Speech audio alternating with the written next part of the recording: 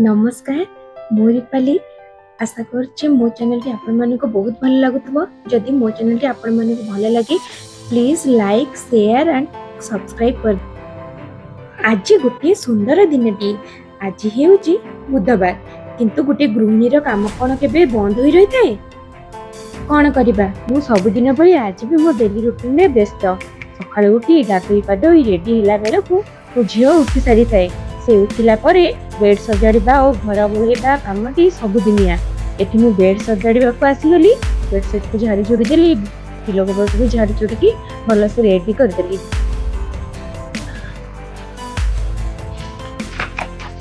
एठी ऊपर bed tea सजा सरला किंतु आमे ऊपर बेड रे सोई न, आमे तळे सोउछु। कोन पई ना मो झियो अबे बहुत चगला होची, ताको ऊपर धरे सोईबा बहुत कष्ट, सेति पई आमे तळे सोउछु। एबे तळ बेड टी मु बहुत भल भाबरे सजाड़ी देबी कारण से सब जिनस अस्त व्यस्त करके पकाउछि। कौन करबा छोट छुआ दुष्ट हेउछि। एबे मु तळे भी बेडशीट को भल कर सफा करदेली। एबे बेडशीट को सजाड़ी नेबी, पिलो कवर को भी सजाड़ी नेबी। आउ जहाँ भी रहिला बेडशीट को भांगी करी भल कर साइज करी रखी देबी। आउ जहाँ एक्स्ट्रा पिलो रहिला ताकू मध्ये साइड करी रखी देबी। एके देखंतु मोर दुईटांक बेड सजड़ा काम सरी गला। एठी मोर दुईटांक बेड को भल कर सजाड़ी सारा पर दुईटांक बेड रेडी हो गला। एठी मु घर ओळेबा पई पळी आसली। एठी देखन मु भल करी घर ओळेई देबी। आलना तळ बेड तळ सब अलिया को मु बाहर को ले जिबी। एठी घर भीतर अलिया सफा कला परे एठी बाहर अलिया भी मु सफा कर नेबी। एठी देखंतु मु सब जिंस केते भल भाबरे सफा कर नेउची कारण सफा न कले झियो जहाँ भी तळे पड़ी थाउची पेटरे पुरौची। एबे सेते सब जिंस भल करी सफा करिया पड़ुची। सब जिनस एपट सेपट होगी सबुठी पड़ी रोचे। किसी कम जी कम होती कम कर कम न होती कम छाड़ी दूसरी। एकुटिया केतबा करी मो शाशु मत बहुत हेल्प कर। मो शाशु सका दांड ओल्ले दौरान घर भी ओल्ले दौरान ठाकुर को भी पूजा कर दौरान। मो बाहर को पलि आसली। आज बाहर बहुत खरा होता। मो ठाकुर घर को पलि आसली। प्रथम आसन पकई ठाकुर को टिके प्रणाम कली, तापरे के मंत्र पढ़ा कली, ठाकुर को मुंडिया मारिली। एठी आगरु मो बो ठाकुर पूजा करि सारथिले। मु बास से मुंडिया मारली, समस्त मंगल कामना कली। एठी चौरा पूजा करिया पे बाहरी गली। एठी मु चौरा पूजा करिया पे नै गली। प्रथमे तुलसी मां को पानी अर्पण कली, दीपटिके धूपटिके बुलेइली। ओ आगरु तुलसी मां को भोग दे सारथिले, फूल भी चढ़ी सारथिले। मु बास टिके पानी दे देली। आउ एठी सूर्य को भी टिके पानी समर्पण कली। एठी चौरा पूजा सूर्य पूजा सारी मु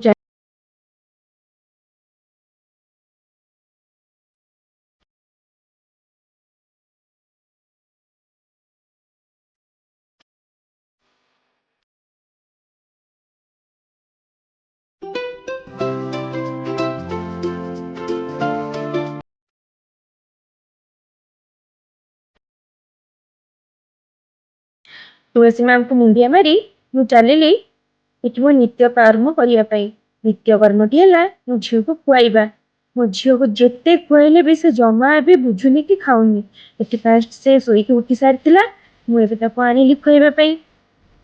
देखंतु से जमार भी खाउनी। एबे जेते बड़ हेउची सेते बहुत अधिक अबिका दुष्ट हेउची। कोन करबी ताको खुआइबिटा कामटी दिन सारा सबुठु बड़ काम। से टोटाली किछि भी खाउनी। जहाँ भी बनै कि देली किछि खाउनी।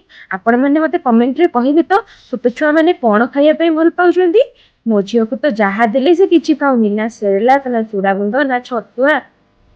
से कोनोसी जिंस भी सकाळु प्रिफर करूनी। एप्पल भी खाउनी। आ छोट बेले टिके एप्पल सिजा देउतिले खाउतला, बट एबे एप्पल भी खाउ नै। ताको एमती बुले मते घंटे कोन 2 घंटा कोन 3 घंटा कोन 4 घंटा भी लागले भी तार गिनती सरो नै। बिना रु अधा फोपड़ा आवा कथा फोपड़ा जाउची।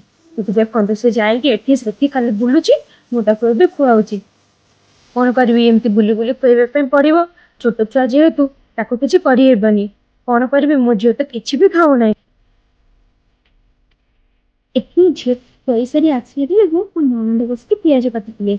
मु ताको पचारिली आज कोन एते पियाज काटुचो, आज कोन करिवो की। से कहले नना आनी मटन दे सारे। आज मु मटन बनैबी। तुमर परिवार दरकार नहीं, आज मु बनैबी तुम्हें खाइबो। କହିଲେ ଆଚ୍ଛା ହଉ ଠିକ୍ ଅଛି, ମୁଁ ନଣନ୍ଦଙ୍କ ହାତ ତିଆରି ମଟନ ଖାଇବା। ଦେଖାଯାଉ କେମିତି ଟେଷ୍ଟ ଲାଗୁଛି। ମୋ ନଣନ୍ଦ ବହୁତ ଭଲ ରୋଷେଇ କରନ୍ତି। ଏଠି ସେ ପିଆଜ ରସୁଣ ସବୁ କାଟି ସାରିଲେଣି। ଏଠି ଆଳୁକୁ ବି ଛୋଟ ଛୋଟ କରି କାଟି ଦେଇଛନ୍ତି। ଏଠି ଆଳୁ କାଟିଲା ପରେ ଏଠି ମୋ ଝିଅ ଆଣି ତା ନାନୀକୁ ଅଦା ଟେ ଦଉଛି, ସେ ନିଅ କାଟିବ। କଣ କହିବେ, ଛୋଟ ଛୁଆ, ତାକୁ ଆମେ ଯୋଉ ବୋଲ କହୁଛୁ ସେ ବୋଲ ସେ ଏବେ କରୁଛି। ତା ନାନୀ ଏଠି ଅଦାକୁ ବି ଛଡେଇ ନେଉଛି। ଭଲ କରି ସବୁ ଜିନିଷ କଟାକଟି ବି ସରିଲା। ଏବେ ଖାଲି ମଟନ ରାନ୍ଧିବା ପ୍ରସ୍ତୁତି ବାକି ଅଛି।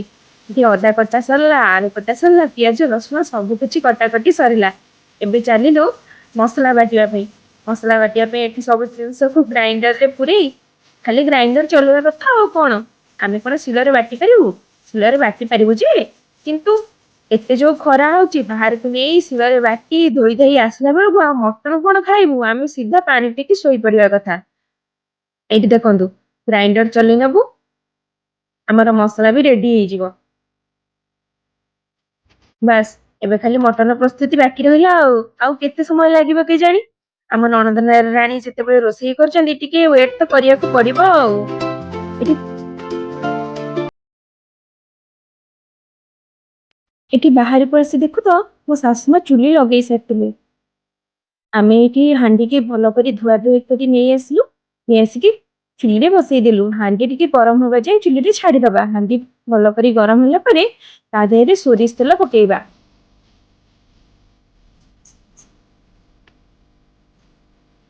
ଏଠି ହାଣ୍ଡିଟି ଗରମ ହେଇଗଲାଣି, ତା ଦେହରେ ସୋରିଷ ତେଲ ପକେଇଦବା। ଏଠି ତେଲଟି ଆମର ବହୁତ ଭଲ କରି ଗରମ ହେଇଗଲାଣି। ସେଥିରେ ଆମେ ଏବେ ଗୋଟା ମସଲା ଆଡ କରିବା। ଏଠି ପ୍ରଥମେ ଟିକେ ତେଲରେ ଚିନି ପକେଇଦବା।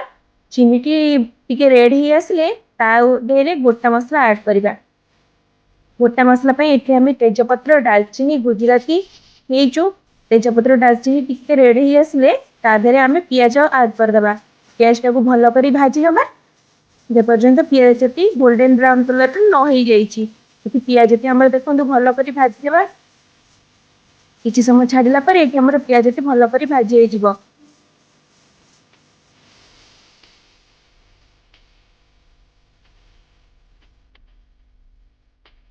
ପିଆଜଟି ଏଠି ଭଲ କରି ଭାଜି ହେଇଗଲାଣି। ତା ଦେହରେ ଏବେ ଆମେ ମସଲାକୁ ଆଡ କରିବା। ମସଲା ଯୋଉ ପେଷ୍ଟ ଆମେ ଅଦା ରସୁଣ ପିଆଜର ମସଲାଟି ବାଟି ରଖିଥିଲେ ତାକୁ ଆମେ ଆଡ କରିଦବା। ତାକୁ ଆଡ କରି ଭଲ କରି କଷି ନେବା।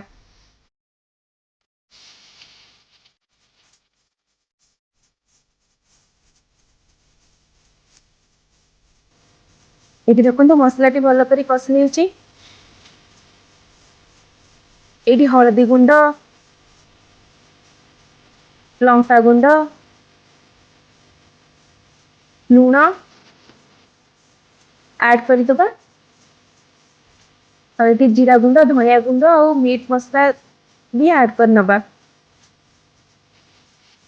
ଏଠି ସବୁ ମସଲାକୁ ଭଲ କରି ଗୋଳେଇ ନବା। ଆଉ ତାକୁ କିଛି ସମୟ ଛାଡିଦବା। ମସଲାଟି ଯେପର୍ଯ୍ୟନ୍ତ କଷି ନ ହେଇଛି ଆଉ ତେଲ ଉପରକୁ ନ ଉଠି ଆସିଛି।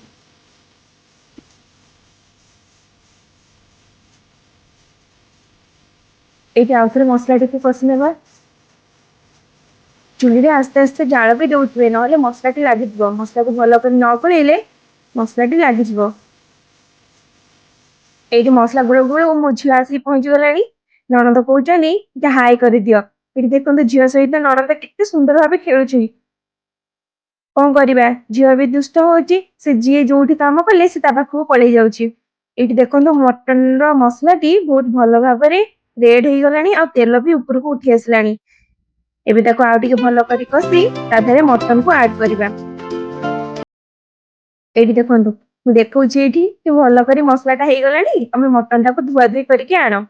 ଏଠି ମୋ ନଣନ୍ଦ ମଟନଟିକୁ ଧୁଆ ଧୁଇ କରିକି ଭଲସେ ନେଇ ଆସିଲେ।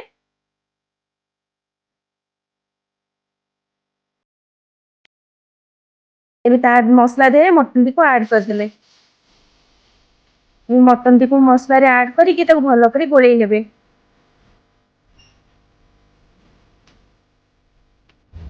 ମଟନଟିକୁ ମସଲାରେ ଭଲ କରି ଗୋଳେଇ ନେଇ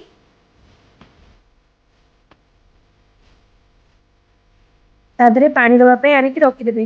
କଂସାରେ ପାଣି ଆଣି ତା ଉପରେ ଥୋଇଦେବେ, ତା ଦେହରେ ପାଣି ଆଡ୍ କରିବାନି, କାରଣ ମଟନରୁ ଅଟୋମେଟିକ ପାଣି ବାହାରିବ ଆଉ ସେଟା ଭଲ କରି କଷି ହେବ। ଯେ ପର୍ଯ୍ୟନ୍ତ ସେ କଷି ନ ହେଇଛି ସେ ପର୍ଯ୍ୟନ୍ତ ତା ଦେହରେ ପାଣି ଦବା ନାହିଁ। ଏଠି ମଟନଟିକୁ ଆଉଥରେ ଆସି ଭଲ କରି କଷି ନେଉଛନ୍ତି।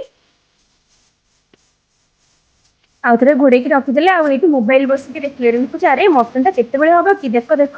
ଏଠି ଆସି ଦେଖିଲା ବେଳକୁ ପୁଣି ଆଉଥରେ କଷିନେଲେ। ହେଲେ ରୁହ ରୁହ, ଆଉ ଅଧଘଣ୍ଟାରେ ମଟନ ରେଡି ହେଇଯିବ। ମଟନ ଟା ତ ଲେଟ୍ ପ୍ରୋସେସ ନା, ମଟନ ଟା କରିବା ପାଇଁ 2 ଘଣ୍ଟା ସମୟ ଲାଗିବ। ଏଠି ପୁଣି ଆଉଥରେ ବସେଇ ଦଉଛନ୍ତି। ମୁଁ କହିଲି ଆରେ ପାଣି ଦିଅ। କହିଲେ ହଉ ହଉ ଠିକ ଅଛି। ଏଠି ମଟନ ଟିକୁ ଖସି ତା ଦେହରେ ପାଣି ଦେଇଦେଲେ। ଏଠି ପାଣିଟିକୁ ଫୁଟିବା ପାଇଁ କିଛି ସମୟ ଛାଡି ନବା। ଏଠି ଆସି ଦେଖିଲା ବେଳକୁ ମଟନ ଆମର ରେଡି ହେଇଯାଇଥିଲା। ତା ଦେହରେ ଗରମ ମସଲା ଆଡ୍ କରିଦବା। ଗରମ ମସଲାରେ ଡାଲଚିନି ଗୁଜୁରାତି ଗୁଣ୍ଡ ହିଁ ଆମେ ଦଉଛୁ। ଏଠି ଦେଖନ୍ତୁ ମଟନ ଟି ଆମର କେତେ ସୁନ୍ଦର କଲର ଆସିଛି। ମଟନ ଟିକୁ ଗରମ ମସଲା ଆଡ୍ କରି ତାକୁ ଆଉଥରେ ଗୋଳାଇ ନେବା।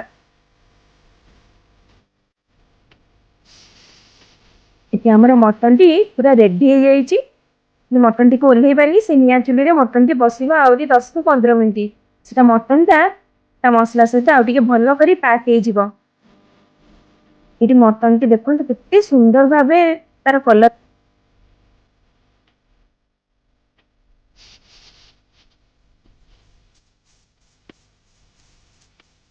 ଏଠି ଆମର ସୁପର ଟେଷ୍ଟି ମଟନ ହେଇକି ପୁରା ରେଡି ହେଇଗଲାଣି।